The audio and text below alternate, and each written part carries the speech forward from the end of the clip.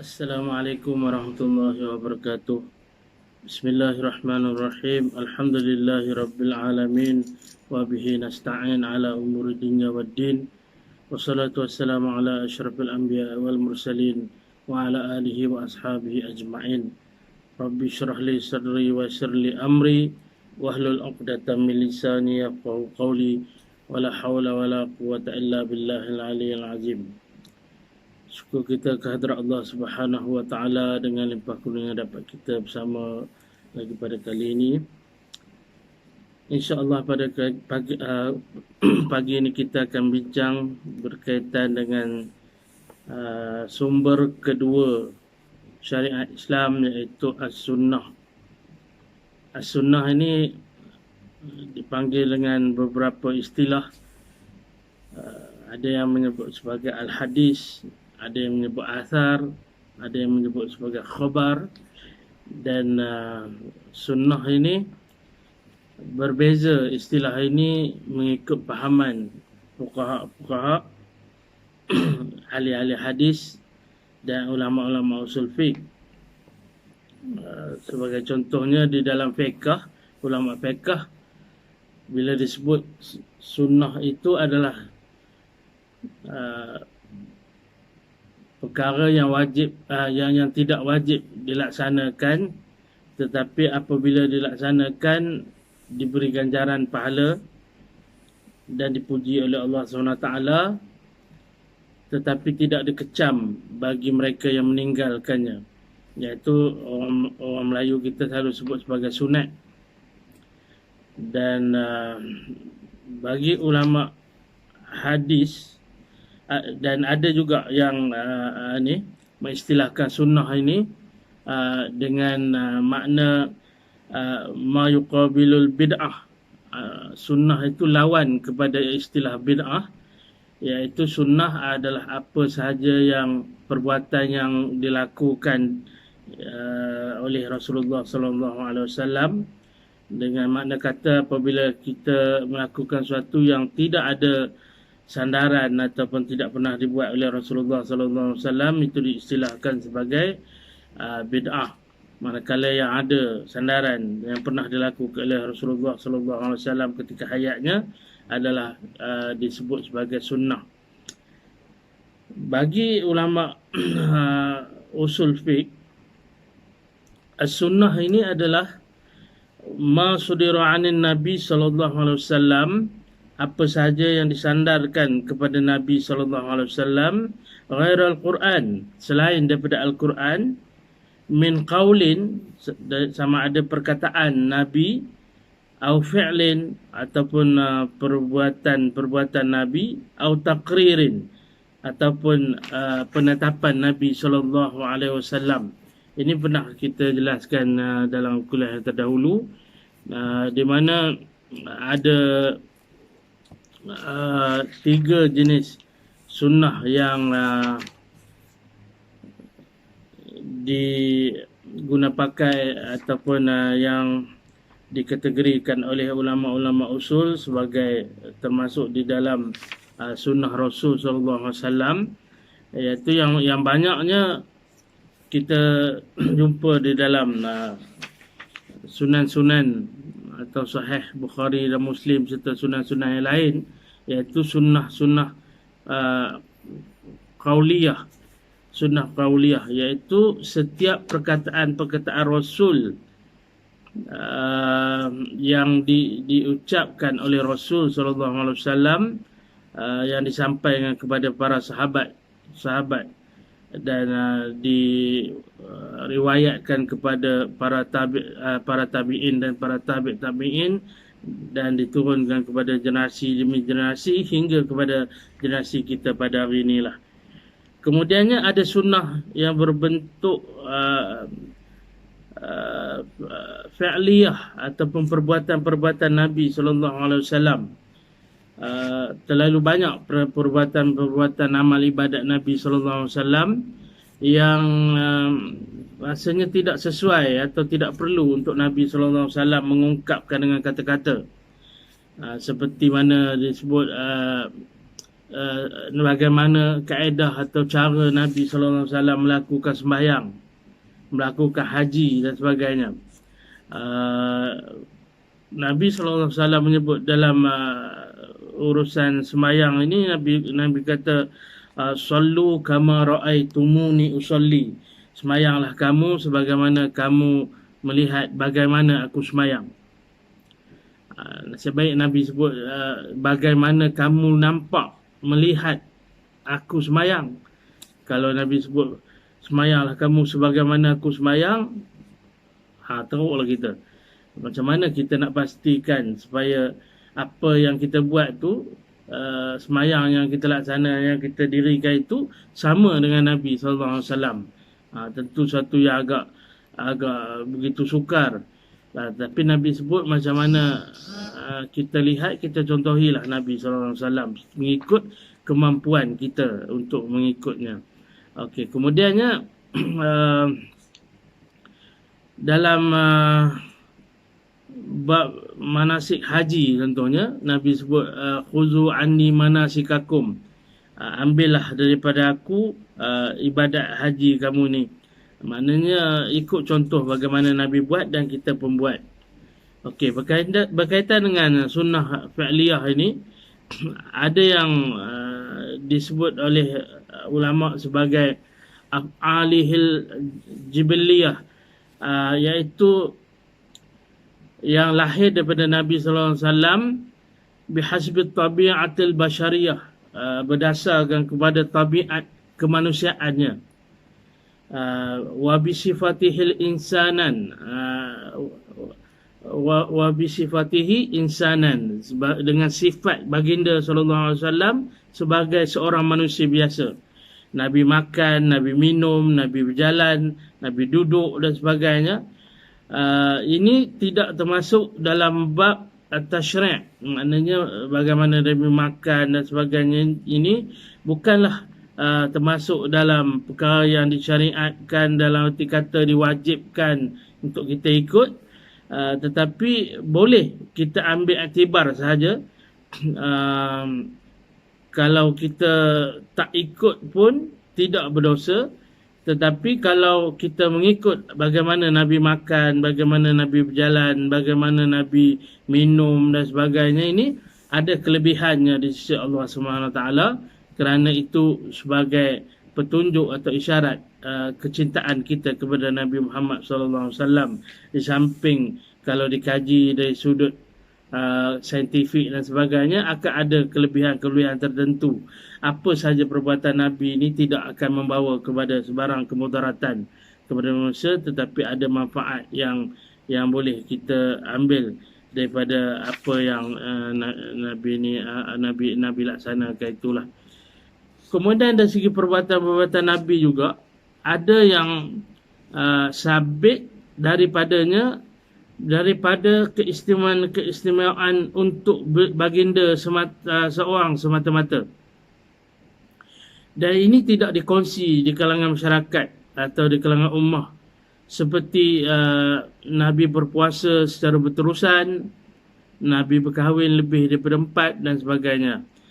Ini sunnah-sunnah yang ada dalil atau isyarat bahawa sunnah ini walaupun sahih, clear memang Nabi buat, tetapi ianya tidak diperintahkan atau tidak sesuai untuk dilakukan oleh umat Islam. Dan ini bermakna sunnah itu adalah khusus kepada Nabi Muhammad SAW semata-mata.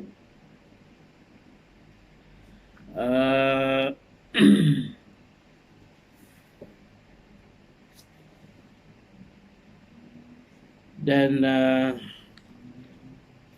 satu lagi pembahagian, iaitu sunnah at-taqririyah, iaitu sukutun Nabi SAW ala inkari qawlin atau fa'lin sudira fi hadratihi. Sunnah at-taqririyah ini kebiasaannya akan apabila Nabi SAW diam tanpa sebarang pengesahan terhadap perbuatan yang dilakukan oleh para sahabat, yang kalau ianya haram, pasti Nabi tidak akan diam. Pasti Nabi akan mengeluarkan tegahan atau larangan terhadap perbuatan tersebut. Tetapi apabila Nabi diam, ianya akan menunjukkan bahawa perbuatan tersebut adalah harus ataupun tidak berdosa untuk dilakukan. Itu sunnah taqririyah. Dari segi periwayatan ataupun bagaimana ianya sampai kepada kita pada hari ini, sunnah ini apabila disampaikan oleh Rasul SAW, dia diriwayatkan oleh para sahabat dan diturunkan, diajar kepada para tabi'in, dan dari para tabi'in diajar kepada para tabi'in, dan dipindahkan dari generasi ke generasi sampailah kepada zaman Imam Bukhari, penyusunan kitab-kitab sunnah, kitab-kitab hadis oleh Imam Bukhari, Muslim, Ashabus Sunan yang lain dan sebagainya, yang sampai kepada itu ianya dibahagikan kepada beberapa pembahagian ataupun disebut tanqasim ila salah satu aqsam, terbahagi kepada 3 pembahagian, iaitu sunnah mutawatirah, wa sunnah masyhurah, wa sunnatul ahad. Ini di kalangan sebahagian besar fuqaha membahagikan sebegitu. Adapun jumhur membahagikan hanya kepada sunnah mutawatirah dan sunnah ahad. Okey. Sunnah mutawatirah ini atau hadis-hadis mutawatir adalah hadis yang diriwayatkan daripada Rasulullah sallallahu alaihi wasallam oleh sebahagian para sahabat kepada para tabi'in, di mana bilangan para sahabat yang meriwayatkan hadis tersebut, jumlah mereka ramai sehingga mustahil dari segi adatnya, logiknya pun tak logik, tak munasabah untuk mereka berpakat-pakat untuk mendustakan Rasulullah SAW. So ini hadis mutawatir, di mana di setiap peringkat jumlah mereka itu ramai. Di peringkat sahabat yang meriwayatkan itu ramai, dipindah kepada tabi'in pun tabi'in yang ramai, tabi'in pun ramai, hinggalah kepada zaman pembukuan hadis Nabi SAW, yang jumlah ramai itu mustahil dari segi adat untuk mereka berpakat untuk mendustakan Rasul SAW. Okey, kemudiannya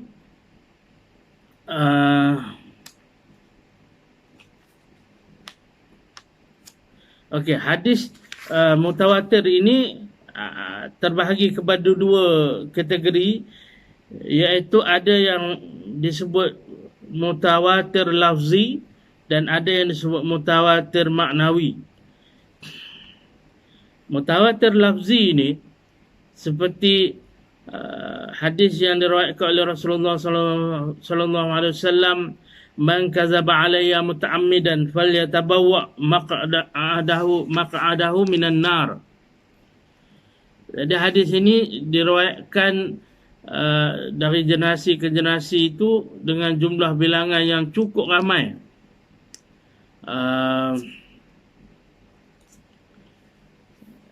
Yang mana menggunakan istilah ataupun lafaznya dengan lafaz yang sama, setiap huruf dan kalimatnya, menyebabkan hadis itu dikategorikan sebagai mutawatir lafzi.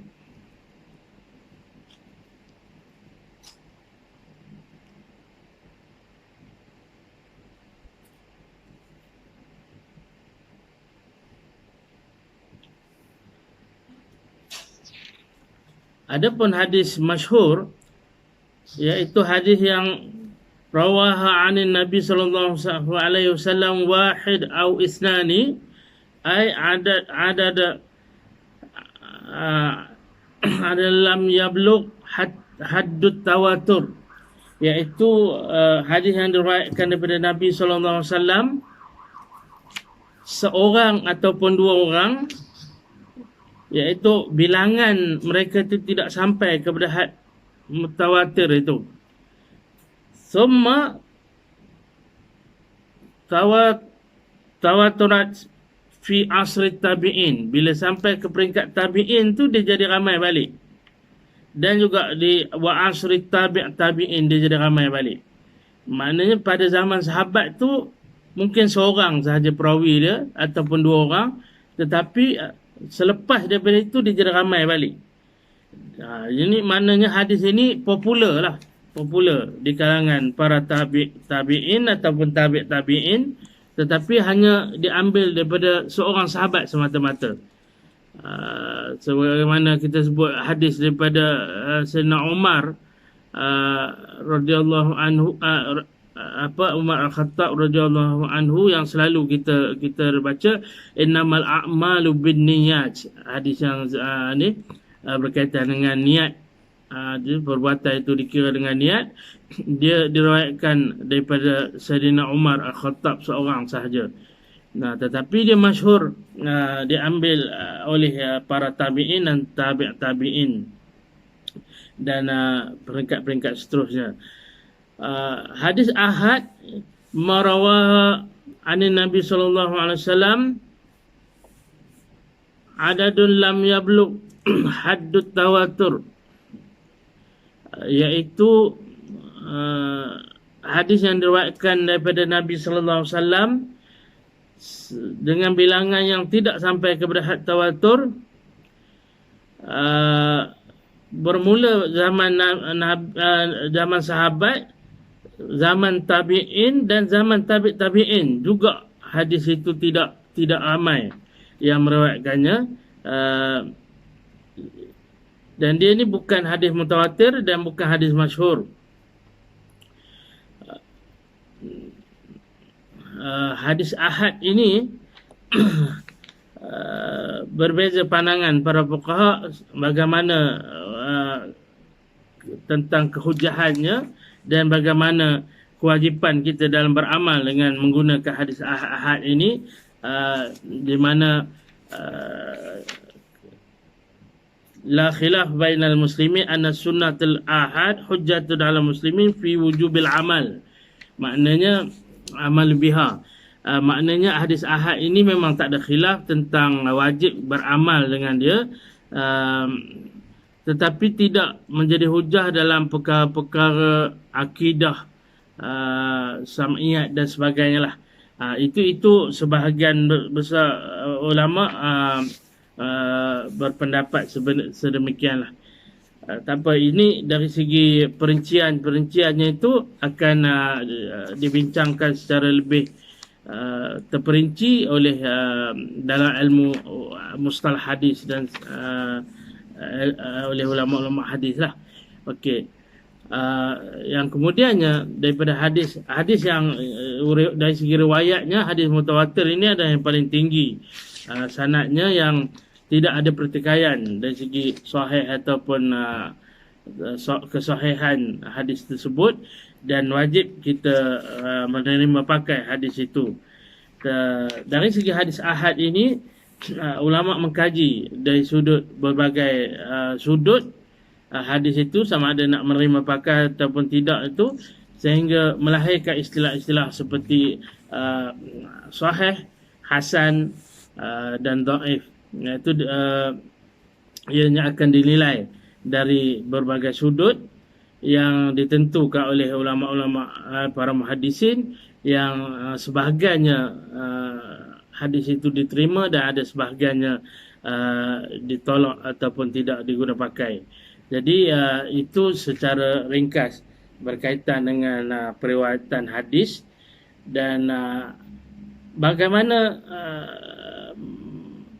di manakah tempatnya hadis ini di dalam sebagai sumber syariat Islam ini, di mana hadis ini adalah menempati tempat kedua selepas Al-Quran yang menjadi sumber kepada hukum-hukum syariat Islam ini.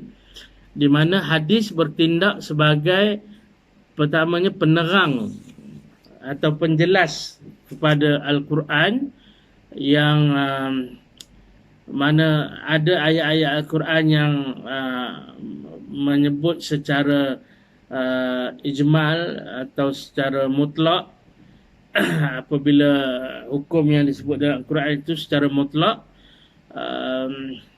ianya akan diperincikan oleh hadis. Ada hukum yang tidak disebut secara jelas dalam Al-Quran, ianya disebut dalam hadis. Ada yang disebut di dalam Al-Quran dan juga disebut oleh hadis sebagai pengukuh ataupun takkid, penguat kepada hukum yang disebut dalam Al-Quran. Dan ada berbagai-bagai bentuk fungsi hadis itu di dalam mengukuh ataupun melengkapi kepada hukum ataupun Al-Quran itu sendiri. Jadi para fuqaha akan atau para ulama usul akan menggunakan atau mengambil istinbat hukum daripada Al-Quran terlebih dahulu, dan bagi kes-kes yang tidak terdapat hukum di dalam Al-Quran ataupun tidak jelas hukum yang disebut dalam Al-Quran, mereka akan merujuk kepada hadis dan sunnah Nabi sallallahu alaihi wasallam. Dan selepasnya, kalau di dalam sunnah Nabi sallallahu alaihi wasallam pun tidak dapat diambil dengan secara jelas ataupun secara mudah, mereka akan mengkaji isyarat-isyarat ataupun beberapa kaedah-kaedah lain yang sebenarnya bersumber kepada prinsip-prinsip umum di dalam Al-Quran dan sunnah itu sendiri. Maknanya ulama tidak mereka hukum, tetapi mereka tetap berpandu kepada Al-Quran dan hadis sebagai sumber utama. Ada sebahagian perkara yang memang jelas-jelas ada disebut dalam Al-Quran atau sunnah, tetapi ada sebahagian yang agak sama-sama. Yang ini yang kita kata memerlukan malakatul fiqh, kena ada bakat fiqh yang membolehkan seseorang faqih atau fuqaha itu mengistinbat hukum dengan menggabung jalinkan ke semua ilmu yang ada di dalam yang wajib diketahui oleh sebelum menjadi mujtahidin atau para fuqaha, ulama usul. Hari ini yang timbul jadi masalahnya, banyak orang berselisih ataupun berbalah berkaitan dengan suatu hukum mengikut kecenderungan mereka kepada kepakaran atau ulama-ulama tertentu. Contohnya orang yang mendalami Al-Quran, dia ada sebahagiannya taksub kepada ahli-ahli Al-Quran yang mereka menganggap sebagai hanya dengan kepakaran di dalam ulum Al-Quran sudah cukup untuk mereka mengistinbat hukum. Ada sebahagian daripada ulama-ulama hadis, pengikut-pengikut ulama hadis, yang menganggap cukup dengan mengambil fatwa daripada ulama-ulama hadis semata-mata, yang sebenarnya kesemua ilmu ini perlu digunakan secara bersama, yang mana kebakaran di dalam kesemua ilmu yang mesti dikuasai oleh para mujtahidin hendaklah digunakan di dalam proses istinbat hukum. Maknanya seorang mujtahid perlu memahami dan menggunakan ilmu ulum Al-Quran, penguasaan terhadap Al-Quran dan cabang-cabang ilmunya, pengetahuan tentang ilmu hadis dan cabang-cabangnya, ilmu bahasa Arab dan cabang-cabangnya, serta kaedah-kaedah usul fiqh yang membolehkan seorang itu mengistinbat hukum daripada dengan menggunakan pakai ilmu-ilmu yang disebutkan tadi. Ada yang menyebut bahawa bukan semua ataupun bukan sedikit ulama-ulama Quran contohnya yang juga mahir fiqh yang juga boleh dianggap sebagai fuqaha. Ada juga yang bukan sedikit yang menyenaraikan ulama-ulama hadis, para muhaddisin yang juga merupakan seorang ulama hadis, ulama fiqh yang mereka juga mampu untuk mengistinbat hukum. Dan ini tidak dinafikan kerana memang kita tidak membahagikan ulama yang khusus menjadi ulama fiqh, ulama yang khusus menjadi ulama hadis, ada ulama khusus untuk menjadi ulama Quran dan sebagainya. Ada sebahagian ulama yang memang mereka menguasai kesemua ilmu ini dan mereka pakar dalam kesemua ilmu. Itu yang membolehkan mereka berijtihad atau disebut sebagai ulama usul usul fiqh ini atau para mujtahid. Bila mereka sampai kepada peringkat mujtahid itu, mereka wajib menguasai kesemua ilmu ini. Maknanya dalam masa sama mereka memang seorang yang tokoh ataupun tokoh yang hebat di dalam ulumul Quran. Mereka juga adalah tokoh yang hebat juga di dalam ilmu hadis. Dan jadi kita tidak nafikan kepentingan kesemua bidang ilmu ini.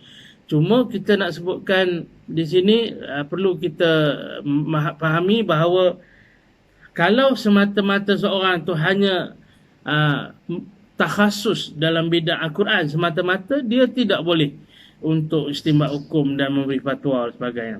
Begitu juga seorang ulama yang hanya takhasus dalam bidang hadis semata-mata, dia juga tidak boleh menggunakan pemahaman tentang satu hadis itu bagi mengistinbat hukum dan memberikan fatwa dalam isu-isu fiqh dan sebagainya. Jadi kesimpulan sebenarnya tidak ada sebarang pertentangan atau perbelahan di kalangan para fuqaha dalam bidang istinbat hukum ini. Cuma yang masalah yang perbelahan ataupun sedikit nampak ketegangan ini adalah disebabkan oleh para pengikut-pengikut yang ta'assub kepada bidang masing-masing yang menafikan kepentingan bidang-bidang tertentu. Ini yang menyebabkan bagi bidang yang seolah-olah diremehkan itu menyebabkan mereka terpanggil untuk mempertahankan diri dan akhirnya orang awam jadi masalah. Jadi masalah ada di kalangan para asatizah ni kalau apa saja hukum yang dikeluarkan oleh ulama yang tidak muyul, tidak cenderung kepada bidang beliau, maka seolah-olah ditolak kesemuanya. Dan inilah kesilapan, beberapa kesilapan kecil lah yang pada saya berlaku di kalangan para asatizah yang ada pada ini, menyebabkan kekeliruan timbul di kalangan orang awam dalam memahami fungsi sebenar mujtahidin di dalam istinbat hukum ini, insyaAllah. Jadi begitulah sebaringkas bagaimana sunnah itu berperanan di dalam proses istinbat hukum ini, dan ianya menjadi sumber kedua dan merupakan sumber utama selepas Al-Quran di dalam menentukan syariat Islam itu melalui perantaraan para mujtahid dan para usulidin.